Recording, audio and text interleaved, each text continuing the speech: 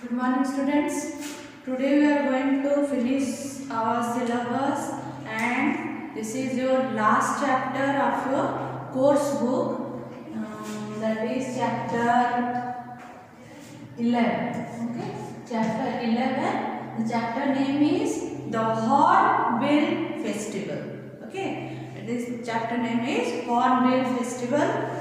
So this is a festival which is celebrated in Nagaland. Okay, it is a traditional and all about their culture, and they celebrate it in huge, cheerful way, and it is their state festival. Okay, so I am reading out it. You look at your book. The Hornbill Festival of Nagaland is an annual event. It brings together the tribes of Nagaland to display their culture and tradition. ये जो festival है hornbill festival, ये नागालैंड का एक annual event है. ठीक है, festival तो है मगर ये इवेंट है जिसमें वो नागालैंड के जितने भी कल्चर है, जितने भी ट्रेडिशन है, वो इस फेस्टिवल में देखने को मिलता है. The scenic state of Nagaland is home to many tribes and they each celebrate different festivals. For example, the Kukis celebrate Minkut. Some tribes are there, बहुत तरह के tribes हैं, वहाँ के लोग हैं बहुत तरह के जिनकी अलग अलग फेस्टिवल होती हैं. तो ये जो फेस्टिवल होती है इनमें कुछ फेस्टिवल्स हैं और कौन से लोग क्या सेलिब्रेट करते हैं, ये है cookies. The example, the Kukis celebrate Minkut in January, the Konyak celebrate Oland in April, and the Oos celebrate Mosto in May. However, the largest and most important festival is the Hornbill Festival. ये जो 3-4 festival है, इसको छोड़ के सबसे जो बड़ा festival उन लोग मनाते हैं या इवेंट मनाते हैं, ये है hornbill festival. And what a fate it is, while most of the other festivals focus on harvest or season, the Hornbill Festival is specially meant to promote and protect the tribal culture of Nagaland. ठीक है, जो ये छोटे छोटे festival हैं जैसे मिंकुट है, ओइलैंड है या फिर मोस्टू है, तो ये सब उन लोग का सीजनल और हार्वेस्ट. ठीक है, जब नया लोग धान उगाते हैं, नया क्रॉप लगाते हैं, तो उसमें जब उसको कटाई होती है तो उस समय ये फेस्टिवल मनाया जाता है. मगर जो हॉर्नबिल फेस्टिवल वो सबसे बड़ा है, ये इसलिए मनाया जाता है ताकि वो नागालैंड के जो ट्रेडिशनल थिंग्स है, जो कल्चर है, उसको वो दिखा सके या प्रमोट कर सके. The festival is named after the great Indian hornbill. ठीक है, ये जो फेस्टिवल का नाम जो हॉर्नबिल है, ये ग्रेट इंडियन हॉर्नबिल के नाम पे है. और हॉर्नबिल क्या है? एक बर्ड है. ठीक है, this large and colourful bird is considered a symbol of bravery in the folk culture of most Naga tribes. ये जो बर्ड है हॉर्नबिल, ये बहुत ब्रेव है और करेजियस है, तो उसी के नाम से उनका ये फेस्टिवल को रखा गया है. Its cry, which sounds like a roar, suggests strength and courage.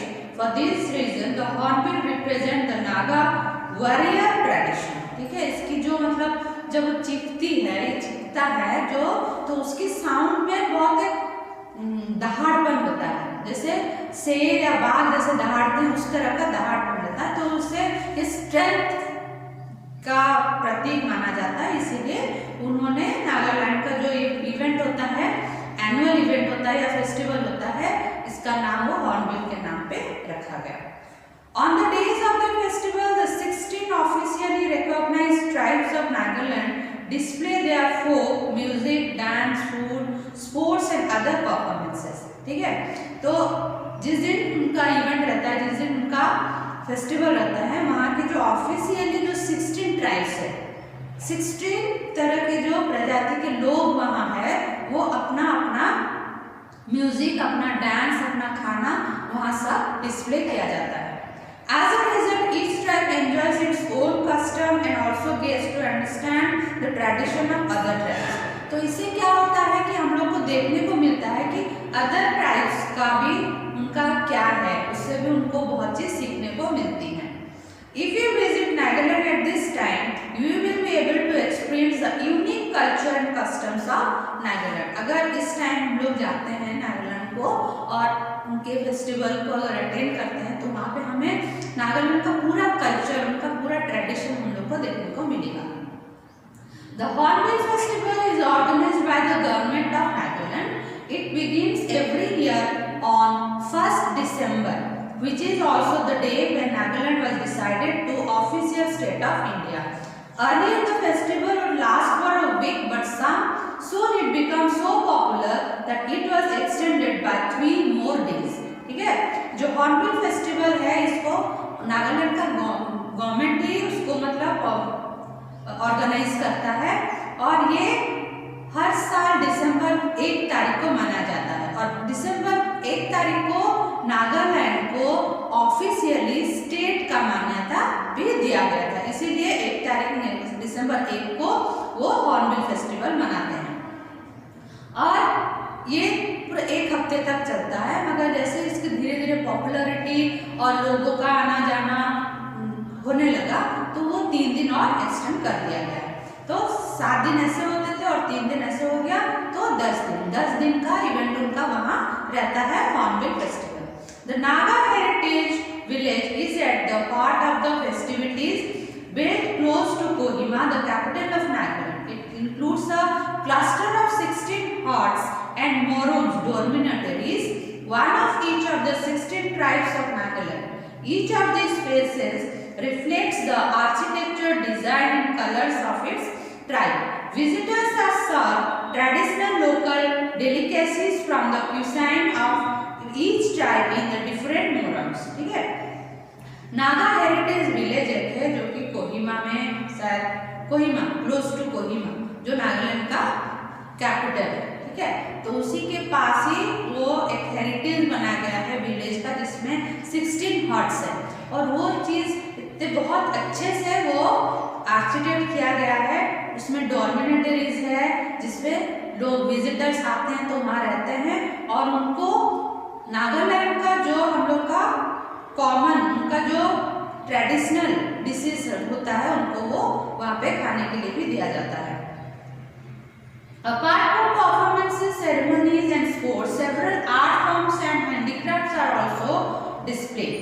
Traditional paintings, sculptures and wood carvings are exhibited alongside stalls of local flowers, traditional herbal medicines and food preparations. Visitors can look forward to events like Naga wrestling and archery. Other popular attractions are the warrior drum, shows colorful warrior headgear, war dances and war prizes. ठीक है, तो वहाँ पे बहुत से चीज़ और भी देखने को मिलते हैं। उनका हाथ का बनाया हुआ जो हैंडीक्राफ्ट्स के जो चीज़ होते हैं वो भी देखने को मिलते हैं और पेंटिंग्स भी होते हैं और वहाँ के जो ट्रेडिशनल मतलब जो फूल होते हैं, वहाँ के जो नॉर्मल फूल होते हैं वो भी बहुत अच्छे हैं, तो वो भी वो एग्जिबिट करते हैं वहाँ पे। और उनका जो मेडिसिन होता है, हर्बल मेडिसिन भी वो वहाँ पे एग्जिबिट करते हैं। और इसके अलावा वहाँ पे सबसे पॉपुलर चीज़ है वॉरियर ड्रम। ठीक है, जो वहाँ के नागा के लोग परफॉर्म करते हैं ड्रम लेके, हाथ में स्टिक लेके या फिर हाथ से अपना बजा कर। ठीक है, the festival also includes the Kohima night बाजार, where the town bustles with energy as the sun goes down. The streets are lined with stalls of foods, games and handicrafts. Locals and visitors indulge in special delicacies and shop till the early hours of the morning. Walking through the crowded, busy street in this festive environment, it is one of the main charms of Hornbill festival. यहाँ पे और एक चीज भी होता है, कोहिमा में night बाजार लगता है जो कि सूरज ढलने के बाद, शाम के बाद वो बाजार वहाँ बैठती है पूरा सुबह तक और वहाँ पे बहुत भीड़ होता है। वहाँ विजिटर्स भी आते हैं, दूसरे कंट्रीज के भी लोग आते हैं देखने के लिए और वहाँ पर फूड भी रहता है, गेम्स भी रहते हैं, हैंडीक्राफ्ट थिंग्स भी रहते हैं, बहुत सारी चीज़ें रहती हैं। ठीक है, और अगर हम वहाँ पे चल के हर चीज देखे तो जगह बहुत भीड़ रहती है और उस चीज का एक दूसरा ही चार्म रहता है, दूसरा ही अट्रैक्शन रहता है। The Hornbill Festival is not just about the past, it also focuses on keeping up with the times. In recent years, it has included fashion shows, photography contests, car rallies and marathons. ठीक है, ये जो hornbill festival सिर्फ past को लेके उन लोग event नहीं मनाते हैं, वो प्रेजेंट को भी लेके वो फेस्टिवल को मनाते हैं। जैसे बहुत से नए चीज उनके साथ भी इंक्लूड कर देते हैं, जैसे फैशन शोज होते हैं, फोटोग्राफी कॉन्टेस्ट होता है, कार रैलीज होते हैं और मैराथन्स भी होते हैं। In fact the biggest rock music concert in India takes place at Kohima during the hornbill festival.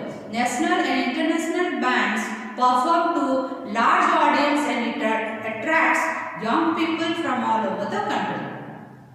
और सबसे बड़ी इवेंट भी वहाँ पे मनाया जाता है, वो है रॉक म्यूजिक कॉन्सर्ट, ठीक है, जो कि दूसरे देश से, सिर्फ हमारे देश से नहीं, दूसरे देश से भी यंग लड़के यंग लड़कियां आती हैं परफॉर्म करने के लिए और बहुत सारे अट्रैक्शन उसमें होते हैं, म्यूजिक का एक कंपटीशन होता है वहाँ पे। The hornbill Festival not only brings together the tribes of Nagaland but also connects the young and the old. It showcases the rich culture of the state as well as its promising future. It promotes music, dance, cuisine and handicrafts and encourages tourism, also known as the Festival of Festivals. Festival of Festivals. It is very big, as colorful and striking as the word after which it is named. तो ये चीज जो था वो अपने ही state को एक साथ लाने का नहीं था, वो पूरे देश को, दूसरे देश के भी लोगों को भी अट्रैक्ट करता है ये फेस्टिवल, ठीक है। और इसमें हम लोग अपना म्यूजिक, डांस, क्यूसाइन, हैंडीक्राफ्ट चीज, बहुत सारे चीज को प्रमोट करते हैं। इसको और एक नेम भी दिया गया है, द फेस्टिवल ऑफ फेस्टिवल्स, ठीक है। हर पर्व का पर्व होता है ये, ठीक है, और ये बहुत ही कलरफुल होता है। जिस तरह का हॉर्नबिल बर्ड कलरफुल होता है, उसी तरह इनका ये फेस्टिवल भी कलरफुल होता है। This way it was named, the title was named the hornbill festival. Okay, so you go through the chapter, I will send you the book work, you will complete it, and this is your last chapter of your syllabus and you will go through it and I will send you the question answer tomorrow. Okay, you will complete it in your copy. Okay, thank you, have a nice day.